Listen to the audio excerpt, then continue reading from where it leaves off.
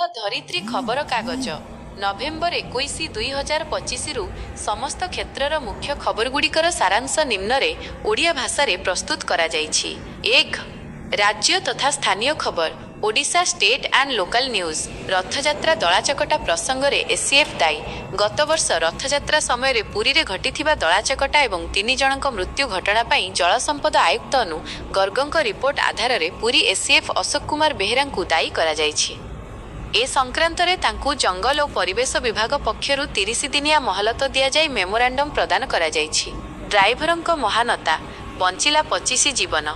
ମାଲକାନଗିରିର ଜଣେ bus driver P Saikrishna 45 ଚଳନ୍ତାରେ ଘାତରେ ମୃତ୍ୟୁବରଣ କରିବା ପୂର୍ବରୁ ସୁରକ୍ଷିତ ଭାବେ ରାସ୍ତା କଡ଼ରେ ରଖି ଅନ୍ୟ 25 ଜଣ ଯାତ୍ରୀଙ୍କ ଜୀବନ ବଞ୍ଚାଇ ଦେଇଛନ୍ତି। ଘଟଣାଟି କୋରାପୁଟ ଜିଲ୍ଲା ସେମିଳିଗୁଡ଼ା ରାସ୍ତାରେ ଘଟିଛି। ଗୋରୁ ବୋଝେଇ ଗାଡ଼ିରେ ଲୋକଙ୍କ ନିଆଁ। ଆଗରପଡ଼ାରୁ ଭଦ୍ରକ ଅଭିମୁଖେ ଧୋବଟି ଗୋରୁଙ୍କୁ ଅମାନୁଷିକ ଭାବେ ନେଇଯାଉଥିବା ଏକ ଅପ୍ ଗାଡ଼ିକୁ ଉତ୍ତେଜିତ ଲୋକେ ନିଆଁ ଲଗାଇ ଜାଳି ଦେଇଛନ୍ତି। ହାତୀ ଛୁଆର ମୃତଦେହ ଉଦ୍ଧାର। ଆନନ୍ଦପୁରର ଉରୁ କାଠକଳା ବିଟ୍ ଅଧୀନ କାଠକଳା ଜଙ୍ଗଲରୁ ଏକ ମାଇ ଛୁଆ ହାତୀର ମୃତଦେହ ଉଦ୍ଧାର କରାଯାଇଛି, ଯାହାର ଆନୁମାନିକ ବୟସ 4 ବର୍ଷ। ଅପରାଧ ଝାରସୁଗୁଡ଼ାରେ ଜଣେ ଦୋକାନୀଙ୍କୁ ମାଡ଼ ମାରି ଟଙ୍କା ଲୁଟ୍ ଘଟଣାରେ 3 ଜଣ ଗିରଫ ହୋଇଛନ୍ତି। 2. ଶାସନ ଓ ରାଜନୀତି, ଗଭର୍ଣ୍ଣାନ୍ସ ଆଣ୍ଡ ପଲିଟିକ୍ସ। ବିଶ୍ୱ ମତ୍ସ୍ୟ ଦିବସରେ ମୁଖ୍ୟମନ୍ତ୍ରୀଙ୍କ ଶୁଭେଚ୍ଛା। ବିଶ୍ୱ ମତ୍ସ୍ୟ ଦିବସ 2025 ଅବସରରେ ଓଡ଼ିଶାର ମୁଖ୍ୟମନ୍ତ୍ରୀ ମୋହନ ଚରଣ ମାଝୀ ଶୁଭେଚ୍ଛା ଜଣାଇଛନ୍ତି ଏବଂ କହିଛନ୍ତି ଯେ ମତ୍ସ୍ୟ ଉତ୍ପାଦନରେ ଓଡ଼ିଶା ଦେଶରେ 4ର୍ଥ ସ୍ଥାନ ଅଧିକାର କରିଛି। ସେ ଭିଜନ ବିନା 2036ର ଲକ୍ଷ୍ୟ ପୂରଣ ପାଇଁ ଉଦ୍ୟମ ଜାରି ରଖିବାକୁ ସଂକଳ୍ପବଦ୍ଧ। 3. ଜାତୀୟ ତଥା ଆନ୍ତର୍ଜାତୀୟ ଖବର। National and international news. ବିଧାନସଭା ବିଲ୍ ମଞ୍ଜୁରୀ ପ୍ରସଙ୍ଗରେ ରାୟ। ବିଧାନସଭା ଦ୍ୱାରା ପାରିତ ଗୁଡ଼ିକୁ ରାଜ୍ୟପାଳ ଓ ରାଷ୍ଟ୍ରପତିଙ୍କ ଅନୁମୋଦନ ପାଇଁ କୌଣସି ନିର୍ଦ୍ଦିଷ୍ଟ ସମୟସୀମା ଧାର୍ଯ୍ୟ କରାଯାଇପାରିବ ନାହିଁ ବୋଲି ସୁପ୍ରିମକୋର୍ଟ ପ୍ରଧାନ ବିଚାରପତି ଡିୱାଇ ଚନ୍ଦ୍ରଚୂଡ଼ଙ୍କ ଅଧ୍ୟକ୍ଷତାରେ ଗଠିତ 5 ଜଣିଆ ଖଣ୍ଡପୀଠ ରାୟ ଦେଇଛନ୍ତି। ତେବେ ରାଜ୍ୟପାଳଗୁଡ଼ିକୁ ଅନିର୍ଦ୍ଦିଷ୍ଟ କାଳ ପାଇଁ ଅଟକାଇ ରଖିପାରିବେ ନାହିଁ ବୋଲି ଶୀର୍ଷ ଅଦାଲତ ମତ ଦେଇଛନ୍ତି। କାଶ୍ମୀର ଟାଇମ୍ସ ଅଫିସରେ ଏସ୍ଆଇଏ ଚଢ଼ାଉ। ରାଷ୍ଟ୍ର ବିରୋଧୀ କାର୍ଯ୍ୟକଳାପ ଅଭିଯୋଗରେ ଶ୍ରୀନଗରସ୍ଥିତ କାଶ୍ମୀର ଟାଇମ୍ସ କାର୍ଯ୍ୟାଳୟ ଉପରେ ଏସ୍ଆଇଏ ରାଜ୍ୟ ତଦନ୍ତକାରୀ ସଂସ୍ଥା ଚଢ଼ାଉ କରିଛି।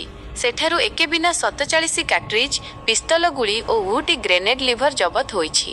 ନେପାଳରେ ପୁଣି ଜେନ୍ଜି ଆନ୍ଦୋଳନ। ନେପାଳରେ ପୁଣି ଜେନ୍ଜି ଆନ୍ଦୋଳନ ହେତୁ ଆନ୍ଦୋଳନକାରୀ ଓ ପୂର୍ବତନ ପ୍ରଧାନମନ୍ତ୍ରୀ ଓଲିଙ୍କ ଦଳ ମଧ୍ୟରେ ସଂଘର୍ଷ ଘଟି 10 ଜଣ ଆହତ ହୋଇଛନ୍ତି। ଫଳରେ ଭାରତ ସୀମାବର୍ତ୍ତୀ 12 ଜିଲ୍ଲାରେ କର୍ଫ୍ୟୁ ଜାରି କରାଯାଇଛି।